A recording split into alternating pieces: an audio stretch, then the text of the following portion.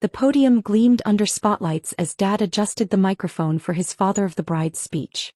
500 guests filled the grand ballroom of Manhattan's Plaza Hotel, representing New York's most influential political and business networks. My sister Victoria had married Senator James Harrison's son, cementing our family's position among America's political aristocracy. Looking out at this distinguished gathering, Dad began with practiced confidence. I see leaders who understand what it means to build meaningful careers, to contribute to society in measurable ways. He paused dramatically, his eyes finding me at table 12 near the back of the ballroom. I sat quietly in my navy dress, the one I'd selected specifically because Victoria had insisted on conservative elegance for family members at her wedding to political heir Christopher Harrison. Patricia and I are blessed to have raised children, Dad continued, his voice carrying clearly across the elegant space. Though I'll be honest, not every parenting journey follows the same trajectory. At least one child made us proud tonight.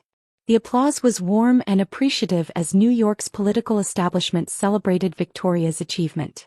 Harvard Law, Senate Judiciary Committee staff attorney, now married into one of America's most influential political families. The perfect daughter who'd fulfilled every parental expectation. Victoria represents everything we hoped for in a child, Dad concluded with genuine emotion. Unlike some family members who've chosen less conventional paths. More polite applause rippled through the crowd of congressmen, federal judges, and UN officials who understood the subtle family dynamics being referenced. Everyone knew the story. Victoria was the success while I was the disappointment who'd wasted my Columbia degree on humanitarian work that paid poorly and offered no social prestige. Elena had such potential, Mom often told her charity board friends, but she got distracted by these relief organization jobs instead of building a real career like Victoria. What they didn't know was that my relief organization work involved serving as special envoy for crisis mediation under UN Secretary-General Antonio Guterres, managing peace negotiations in conflict zones across 3 continents. My wasted degree had led to classified diplomatic missions that shaped international policy affecting millions of lives. My secure phone vibrated with encrypted priority. Special Envoy Martinez, Secretary-General requesting immediate consultation. Syrian peace process requires urgent intervention. Security detail coordinating venue access. I glanced toward the ballroom's main entrance, calculating logistics. Tonight's emergency involved collapsed ceasefire negotiations that could destabilize the entire Middle East region. The Secretary-General's urgent consultation with American diplomatic officials couldn't be delayed for family wedding obligations. Through the plaza's ornate windows, I noticed increased security activity on Fifth Avenue. Black vehicles with diplomatic immunity plates positioning themselves near the hotel entrance. Senator Harrison took the microphone next, his decades of political experience evident in his commanding presence. The Harrison family is honored to welcome Victoria into our political legacy. We believe in public service that creates lasting impact on American society. He gestured toward our family table with senatorial authority. Victoria understands what it means to build meaningful political careers, to work within established systems that actually influence policy and governance.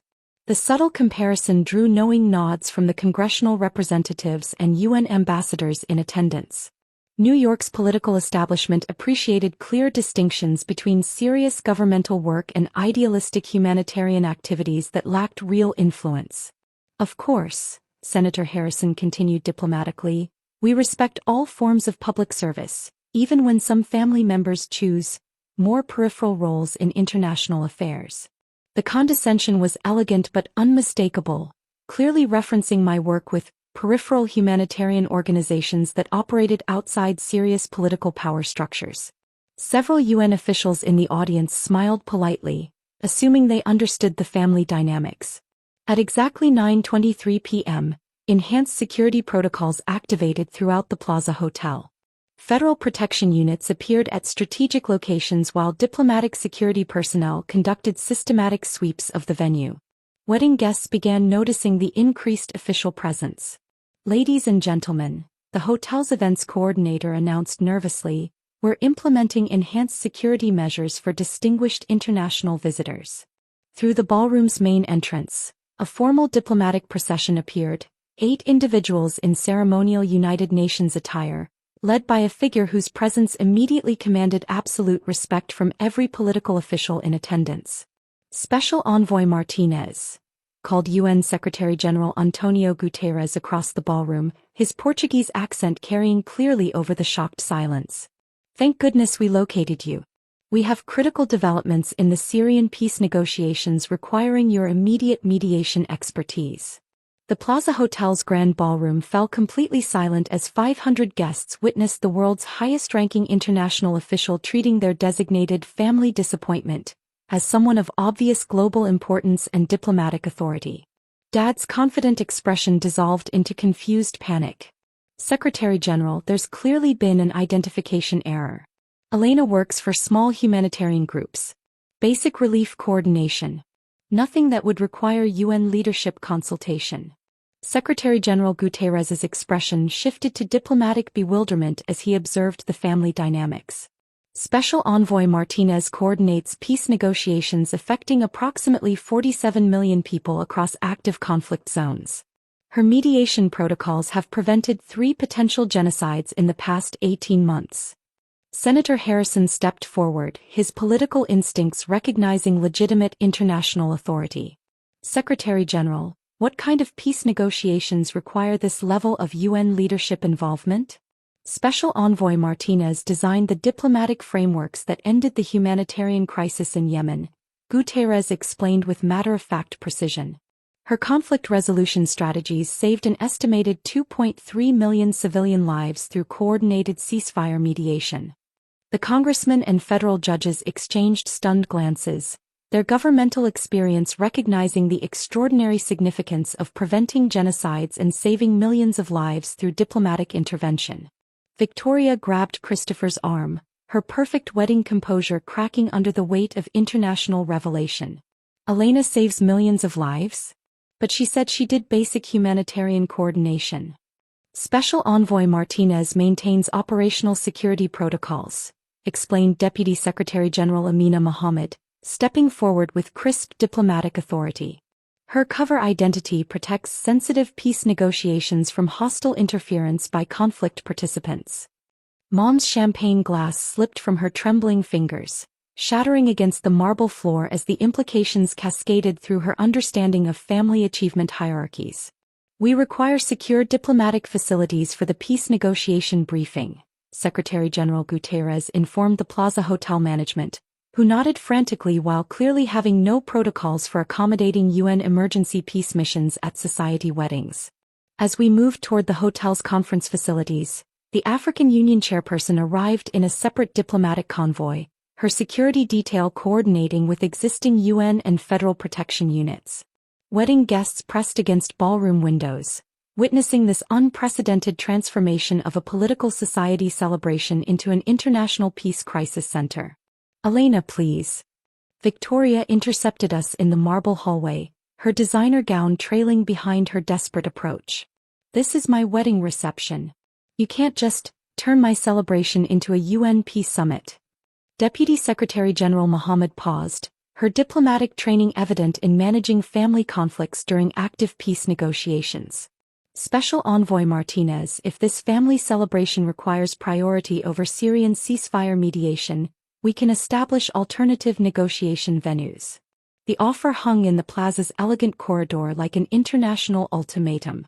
7 years of being called the disappointment, 7 years of watching Victoria's conventional success get celebrated while my life-saving work was dismissed as peripheral humanitarian activities. "No alternative venue necessary," I replied using the precise diplomatic protocol I employed for Security Council briefings. "International peace obligations supersede personal social commitments." Dad stepped forward desperately, his parental authority completely evaporating. "Elena, sweetheart, we've always supported your humanitarian work. We just didn't understand the global significance of your peace mediation." "You understood exactly what you chose to acknowledge," I interrupted with calm diplomatic finality. "You understood that preventing genocides was less important than Victoria's Senate committee work. You understood that saving 2.3 million lives was peripheral compared to political networking." The African Union chairperson checked her secure communication device. Special Envoy Martinez, Addis Ababa requires immediate assessment of coordinated peace enforcement protocols. The Security Council needs our mediation framework within 3 hours.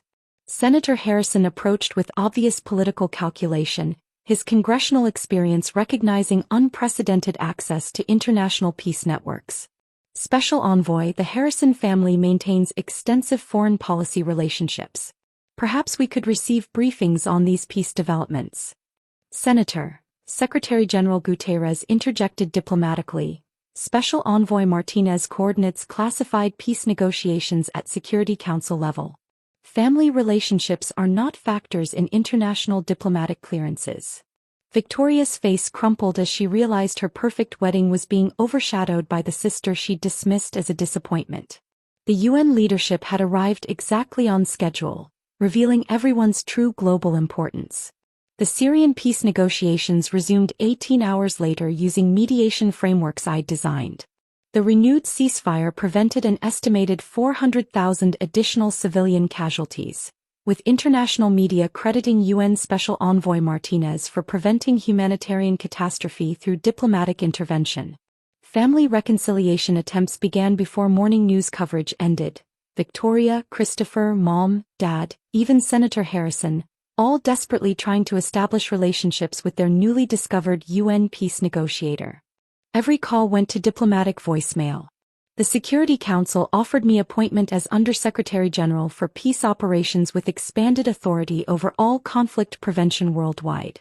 I accepted before leaving the UN briefing session. During my final week in New York, I received elaborate invitations to Senate Foreign Relations Committee hearings, to properly recognize Elena's extraordinary peace achievements. I declined with diplomatic courtesy, citing transition obligations to UN headquarters. Victoria sent one final message after my promotion was announced. I know we can never take back calling you a disappointment, but we're proud of your peace work. I didn't respond. Success had taught me to value meaningful relationships over obligatory family recognition. Dad's father of the bride's speech became a diplomatic case study in how families can completely misunderstand their most accomplished members. Some lessons about achievement can only be learned through international humiliation at your own daughter's wedding reception.